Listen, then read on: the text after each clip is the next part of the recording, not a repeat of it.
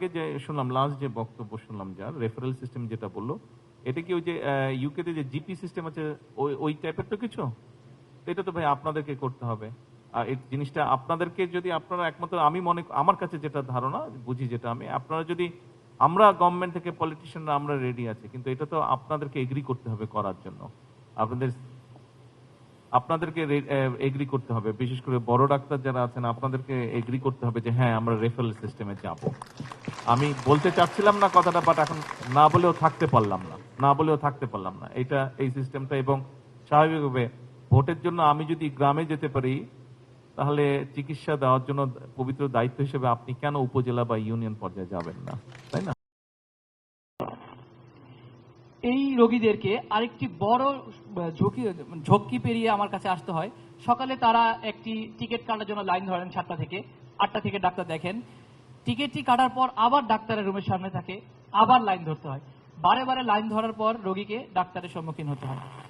এছাড়া যে কোনো রোগী আমাদের ডাক্তারদের কাছে সরাসরি গ্রাম পর্যায় থেকে কিন্তু টিকিট কেটে আমার কাছে চলে আসতে পারেন। এটা সরাসরি টিকিট কাটতে পারেন, অনলাইন টিকিট কেটেও কিন্তু। আমার একটা প্রশ্ন আপনার কাছে, এই যে বললেন সরাসরি এই 700 রোগী, 2 দিনে প্রায় 700-750 রোগী, স্যার 700 রোগীর মধ্যে হয়তো দেখা যাবে অন্তত half of them were from outside Dhaka, তাই না? Most of them sir. Most of them were from outside Dhaka. তো ওদেরকে এত দূর আসতে হচ্ছে কেন?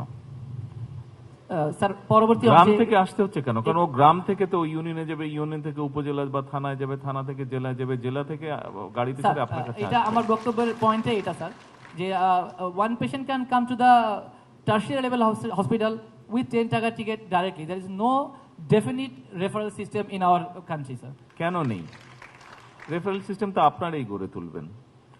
স্যার আপনার নেতৃত্বে আসলে আশা করছি আপনি যদি একটা আমাদের নির্দেশনা দেন, আমাদের স্বাস্থ্য মন্ত্রণালয়ের মন্ত্রী এবং ডিজি মহোদয়দের সদিচ্ছা থাকলে আমরা গ্রহণ করতে পারবো স্যার। আপনি গত কয়েকদিনের নিউজ যদি ফলো করে থাকেন, গত 1-1.5 মাসের নিউজ ফলো করে থাকেন, আমরা কিন্তু সেভাবেই চেষ্টা করছি।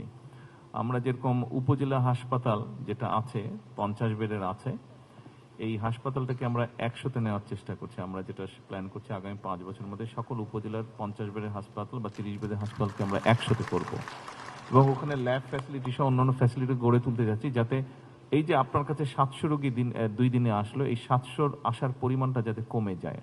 কিন্তু এখানে তো আমরা ওই স্ট্রাকচারগুলো বিল্ড করতে পারবো গভর্নমেন্ট থেকে, কিন্তু সার্ভিসটা তো আপনাদেরকে এনশিওর করতে হবে। ওটা তো আমি পারবো না, ওটা উনি পারবেন বা আপনারা পারবেন। মানে প্রধানমন্ত্রী আসলে এখানে আমাদের উভয়কে, সরকার তো কাজ করবে, কিন্তু আপনারা যারা এখানে ফিজিশিয়ান আছেন আপনাদেরও সহযোগিতা লাগবে, আপনাদেরও সাহায্য লাগবে। আপনারা করছেন, তারপরে আমরা যদি একসাথে বসে আমরা যদি সিস্টেমটাকে সুন্দরভাবে গড়ে তুলতে পারি, তাহলে কিন্তু আপনিও আপনার কাজ করে শান্তি পাবেন, মানুষও সেবাটা ঠিকভাবে পাবে। আমাদের সবাইকে মিলেই ট্রাই করতে হবে। Thank you. আর কিছু বলবেন? মানে প্রথমে 30 সেকেন্ড বলি। আসলে যদি আপনি যেটা বলেছেন যে স্ট্রাকচারাল দিক থেকে হয়, আমাদের স্বাস্থ্য ব্যবস্থা কিন্তু স্ট্রাকচারাল দিক থেকে ইউনিয়ন পর্যায়ের পরে বাড়ি পর্যন্ত আছে। কাগজে কলমে আমরা বাড়ি গিয়ে সেবা দিই, বাড়ি গিয়ে টিকা দিচ্ছি, বাড়ি গিয়ে বাস্তবে দিচ্ছেন না কেন? বাস্তবে দিচ্ছি স্যার। তাহলে 700 রোগী আসছে কেন? কিন্তু স্যার আমাদের ওই সরাসরি হাসপাতালগুলো যে সরকারি আমাদের জেলা পর্যায়ে বিশেষ করে হাসপাতালগুলো, সেই হাসপাতালগুলো আমাদের আরেকটু স্ট্রেন্থেনিং প্রয়োজন বলে মনে করি স্যার। অবশ্যই প্রয়োজন, অবশ্যই। Thank you. Thank you. Mojo বিরাট কারবার।